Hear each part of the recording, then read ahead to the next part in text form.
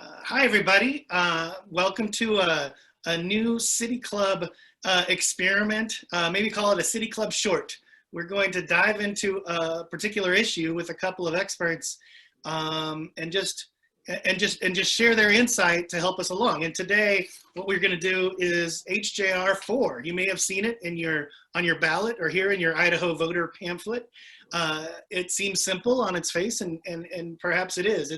It's a change to the Constitution that right now allows the Redistricting Commission and the state to set the number of legislative districts between 30 and 35. They can move around. This would lock it in to 35 and take that one piece of potential discussion off the table. My name is Greg Hahn. I'm a board member of the City Club of Boise, and I'm really excited to have a couple of legislators with us today. Representative Ilana Rubel and Representative John McCrostie. Now they're both Democrats, but they both have different ideas about this bill. And we thought, since the city of Boise is really predominantly currently represented by the Democratic Party, it might be fun to just kind of hear from these two, and we'll have a nice little conversation about what we all should think about when we're sitting down with the ballot and getting to this one thing that's probably the hardest choice on there, and the one that we think maybe the most people are undecided about. So I'm going to kick it first to Representative Rubel to hear her perspective and the advice she has for voters. Well, I very much support this amendment, and I hope that people will vote yes on it. I'll give a little bit of background of what it does. We have actually had 35 legislative districts in Idaho since, I believe, the 1990s. So keeping it at 35 is not going to be a shock to the system. That is going to be continuing the status quo of what we've had for decades. But what a lot of people don't know is that it could go lower under our current Constitution. Our current Constitution actually allows for the Redistricting Commission to cut as few as 30 districts. And this is a really important thing to address this year because, as everyone knows, it's a census year, which means next year our Redistricting Commission meets to draw new lines, and those lines will govern Idaho politics for the next decade. So if we don't fix this now, we don't get another bite at this apple for 10 years, and the lines that are drawn next year will be in place for a decade. This amendment says basically, no more can the Redistricting Commission decide between 30 and 35 districts. They got to go with 35. I think this is really a good thing because it takes off the table the danger that they would go down as low as 30. And I'll tell you why I think that would be really bad for us if it were to go down to 30. Idaho has been one of the fastest growing states in the nation. And the fewer districts you cut, the bigger they are. Basic math, the districts have to be of roughly equivalent size in population. And so fewer districts means each one's bigger, which means people have less access to their legislator. It's harder for the legislator to get out and knock doors and talk to all the people they represent because they have so much bigger an area. We already have some districts that are humongous. We already have a district that's like 600 square miles that goes from Chalice to McCall. Making that even bigger would give no hope to the people there that they would be represented. And I want to point out that this amendment, my biggest priority about redistricting was leaving in place the nonpartisan redistricting commission that we have. This amendment does that. That's a huge deal. We do not have partisan gerrymandering in Idaho. We got to fight that tooth and nail. This amendment leaves that independent redistricting commission in place. And I think it really improves the quality of representation by keeping people a little bit closer to their legislators, by keeping those districts a little bit smaller. I think as a political matter, is also, I think just as a matter of democracy, it's a good thing. As a matter of politics, I think it's a good thing. I think this amendment helps the forces of moderation in the state because, you know, we're 80-20 right now, Republicans to Democrats. I don't think that's a very healthy balance. If we were to go down to fewer districts and have those districts be bigger, it would become almost impossible for Democrats to hold seats outside of Boise in areas like Sun Valley, Pocatello, Moscow. They would get so much bigger and pull in so much more red area that it could very well wipe those few Democratic seats that we have off the map. I think it would also wipe a lot of the more moderate Republican seats off the map because a lot of the more moderate Republican seats are also in areas that are more rural, that have lost population. And if they get bigger, it would reduce those seats. So I think this thing, it would reduce access to representatives, it would reduce the quality of representation, and it would reduce the voices of moderation in the state if we were to keep that option open. And it could happen. I know a lot of people think, oh, the Redistricting Commission would never go down to 30. They very well could. They legally, they have to balance a lot of different objectives. They can't unduly cut into county lines. They, as I said, they can't vary more than 10% between districts.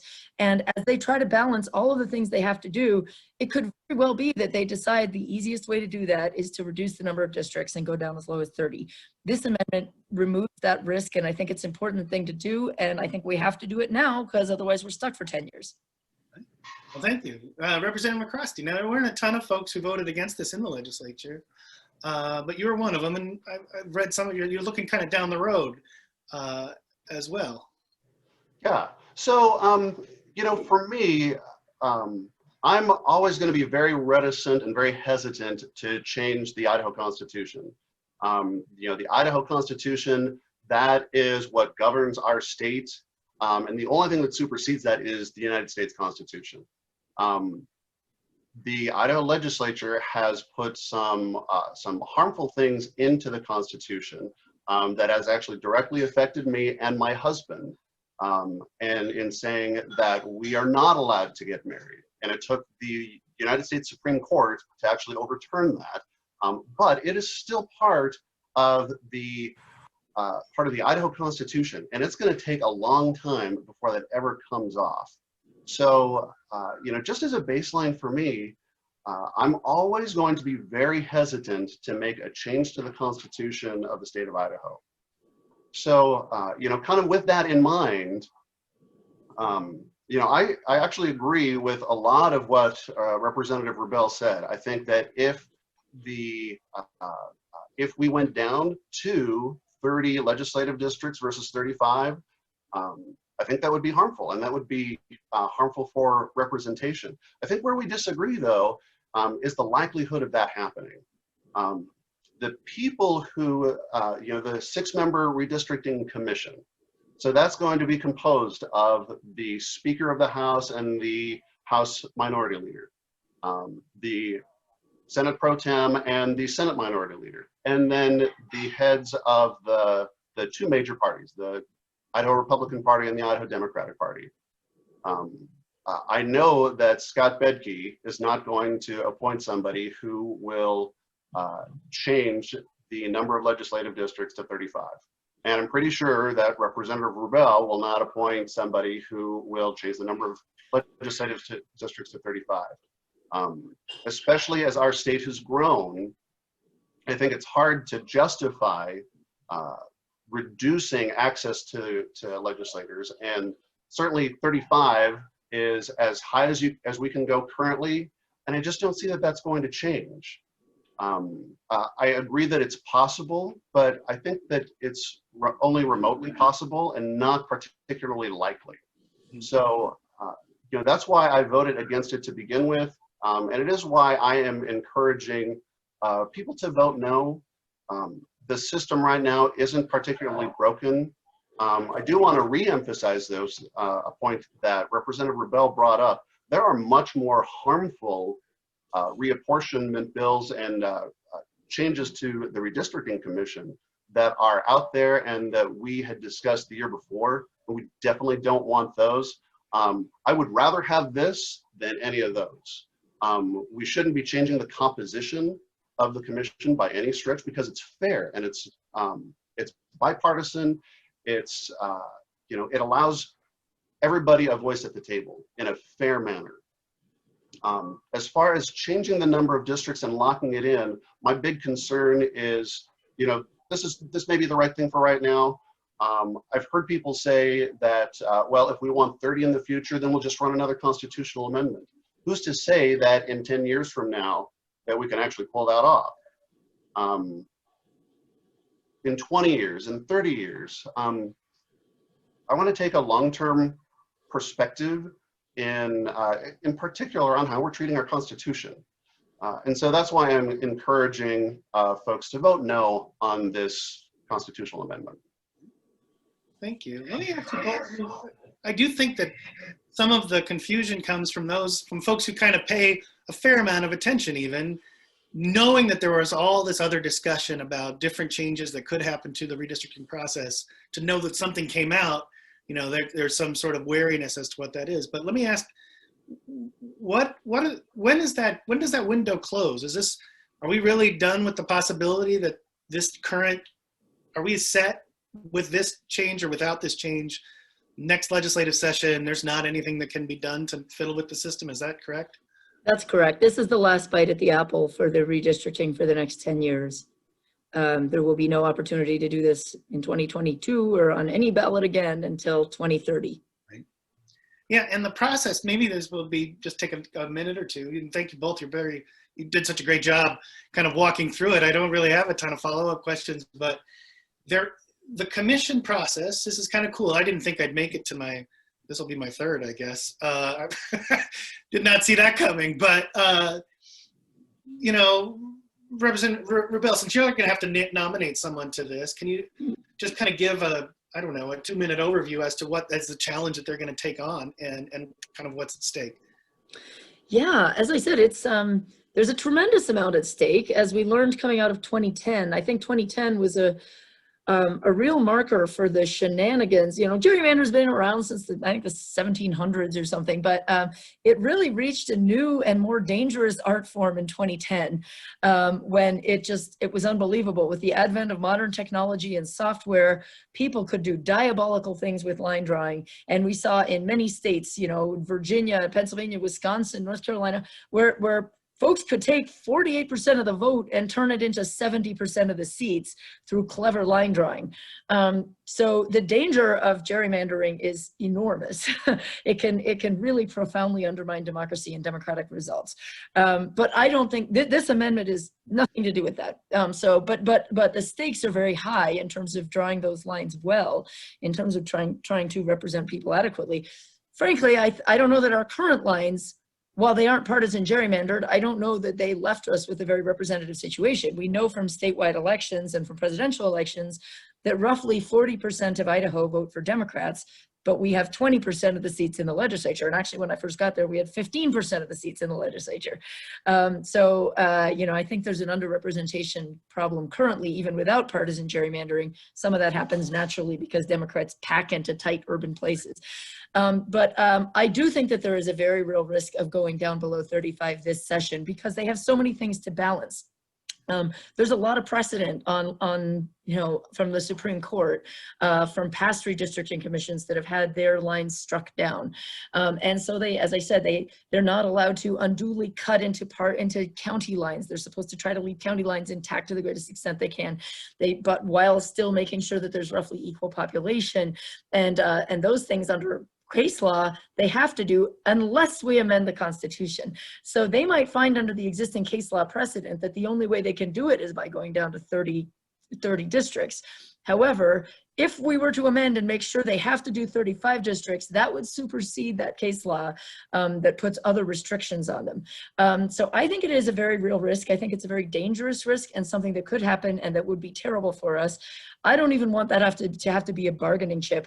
I get to appoint a commissioner. I don't want my commissioner to have to use up whatever chips they have just to make sure we still have 35 districts.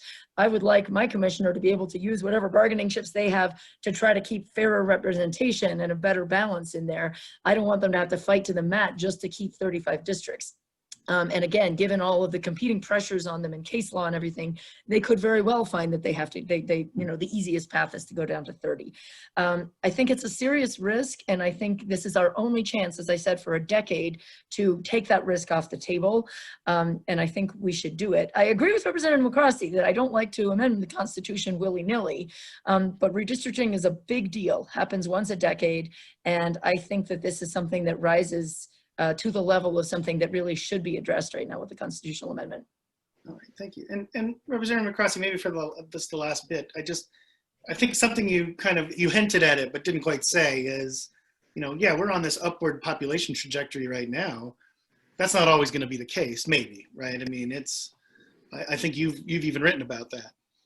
Right. You know, we're certainly on the upward trajectory. Boise's seen incredible growth, you know, particularly the last few years. The state of Idaho has seen incredible growth in the last.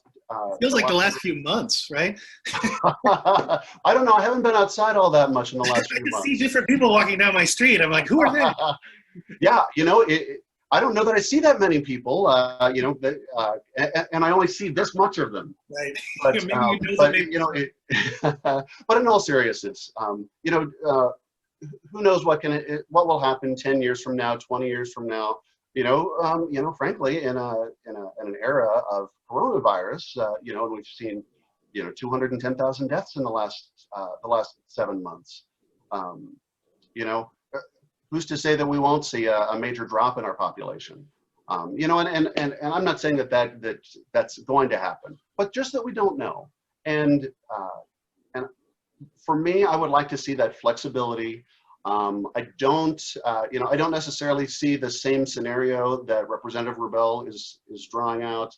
I would agree that while we haven't seen quite so much partisan gerrymandering, if you look at District 20, I think it's District 23. It's where Burt Brackett had been the senator for the last 10 years. And if you look at that map of Elmore County and Owyhee County, and how the triangle gets cut into Twin Falls County, Senator Brackett lives in the corner of that triangle.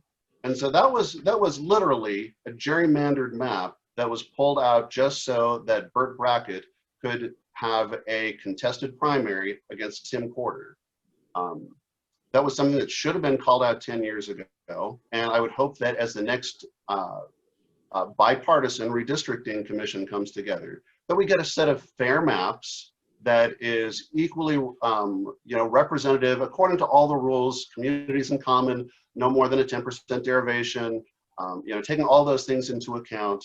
I think kind of regardless of what takes place in this election, that you'll see 35 legislative districts, but that's just my opinion, my projection. You know, whatever happens, I appreciate that you and the City Club and the people of Idaho are taking this seriously. You know, and I'm sure Representative Rubel has said the same thing. This is a question that people have, you know, they don't understand it, and they want to understand it. Just like Representative Rubel said, this is going to last longer than our U.S. Senator, longer than the next president. This is going to affect us for 10 years. And so I appreciate that the people of Idaho are taking this seriously, and I appreciate the opportunity that we can have to discuss this today. Right. Well, thank you so much. You did a great job of kind of wrapping up. Hopefully we'll do some more as we look ahead at the City Club. Certainly as redistricting comes up, there's just so many complicating pieces of it. It's a fascinating part of our democracy, and it really is fun to pay attention to, and terrifying to pay attention to as well. So it's kind of a you know, like all of our lives these days. I think it's a mix of things. But Representative McCrostie and Representative Rubel, thank you so much for taking the time today to kind of walk us through this. And I'm sure we're gonna arm some folks to feel more confident when they stroll to the ballot box or to their mailbox, as the case may be this year. But thank you very much, and thanks for watching. Thank you. Thank you, Greg. It's good to see you, Ilana. Good to see you.